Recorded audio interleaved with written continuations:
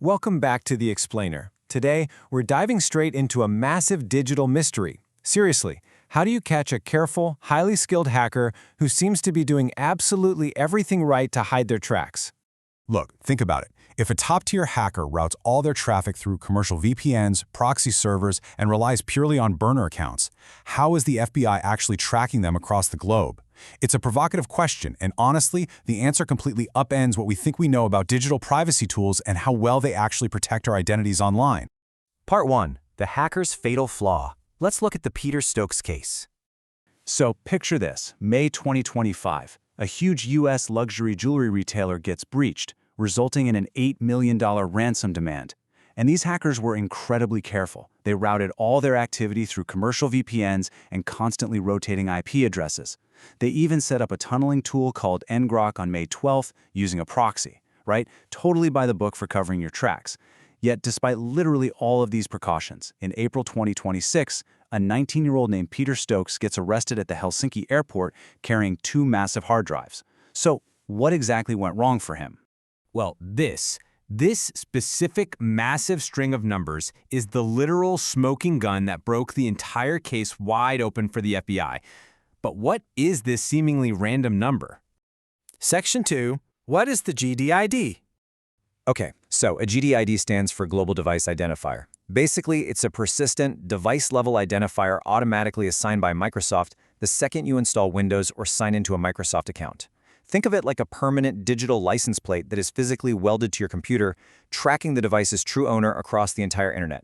And listen, this is exactly why this mechanism deeply concerns security experts. For security professional, an unerasable identifier means true device sanitization is essentially impossible. It permanently ties a piece of hardware to a user's behavior. If advanced adversaries or nation-states ever figured out how to hijack this level of embedded telemetry, the tracking potential would be absolutely catastrophic. And hey, just to be crystal clear, this isn't some fringe internet conspiracy theory. This quote right from the Department of Justice complaint via a Microsoft representative explicitly defines it as a persistent device-level identifier designed to uniquely identify an installation of a Windows operating system. So yeah, it's a well-documented legal fact actively being used in federal courts. So here's the kicker. VPNs change your IP address, sure, but they do absolutely nothing to change your device's GDID. None. Because the GDID is so deeply embedded in the operating system level telemetry headers that your PC's just routinely pinging out, masking your network IP address with a commercial VPN is entirely useless against this specific type of tracking. Let's break down exactly how the FBI built this case. Step 1. They subpoena ngrok and grab the VPN IP address used to create the burner account. Now normally, a VPN exit node is a total dead end. But step 2, Microsoft's records match that exact IP address to a specific GDID at that exact minute in time. Then, step 3, just a few hours later, that same GDID casually visits the retailer's website through the same proxy IP. The GDID just flawlessly stitched the hacker's true identity together across platforms, rendering his expensive VPN setup totally irrelevant. But hold on, because Section 3, the identifier mesh. Turns out, the GDID is actually just a decoy. It is merely one node in a much larger, inescapable tracking matrix.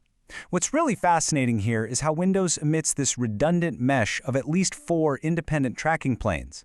You've got the identity plane up top, which includes the GDID scoped to your account, but dig beneath that, and there's the telemetry plane for diagnostic events, the activation plane tied to your literal Windows software license, and finally, the hardware native plane, which pulls data from physical motherboard components like your TPM and UEFI. As this great quote from the Cyber News Network points out, the platform ships correlation keys by design. These identifiers aren't operating in a vacuum. They are stamped side by side into shared diagnostic event headers, forming this incredibly fault-tolerant graph. Basically, if you somehow manage to strip away the GDID, the identity cluster just heals itself. It relinks through the other surviving identifiers that are constantly pinging back to the servers anyway. Which brings us perfectly to Section 4. The OS reinstall myth. This is one of the biggest misconceptions in the tech world. The idea that wiping your hard drive and reinstalling your operating system basically turns you into a digital ghost. Wrong. Look at this reset resistance matrix. If you use a VPN, every single plane of identity persists. If you reinstall your OS, sure, the top 2 layers, identity and telemetry, rotate and give you fresh identifiers. But look closely at the bottom 2 rows. Activation and hardware identifiers survive the reinstall entirely. To actually rotate all 4 layers and get true anonymity, you'd have to literally rip out and swap your physical hardware components. The terrifying simplicity of this mesh repairing itself goes like this. Step 1. You reinstall the OS, your GDID rotates, and you feel totally anonymous. Step 2. You sign back into your Microsoft account to, actually use your computer. Instantly. Step 3. The identifier mesh maps your brand new GDID right back to your surviving hardware and activation signatures. Just like that, boom, Step 4. Anonymity is lost and the graph has completely repaired itself. In fact, security experts actually have a name for this exact behavior: plane divergence. It happens when a telemetry ID suddenly changes, but the underlying hardware ID stays the exact same. And it's a highly effective tactic for defenders. Enterprise security teams actively hunt for this specific mismatch in their network logs because it's a massive glowing red flag that someone is actively trying to cover their tracks by wiping their OS. Section 5. Defeating MAC randomization. Let's zoom out to the network level. How do enterprise defenders battle device anonymity on corporate Wi-Fi? Well, on the left side here, we have MAC address randomization. Modern phones and PCs do this by default for privacy, scrambling their identifier per network so you can't be tracked across the city, for instance. But on the right side, enterprise networks fight back with a radius PDID, a persistent device identifier. This is a super stable, server-assigned ID distributed at the network authentication layer that tracks your physical device, totally overriding the privacy protections of MAC randomization. And why do they do this?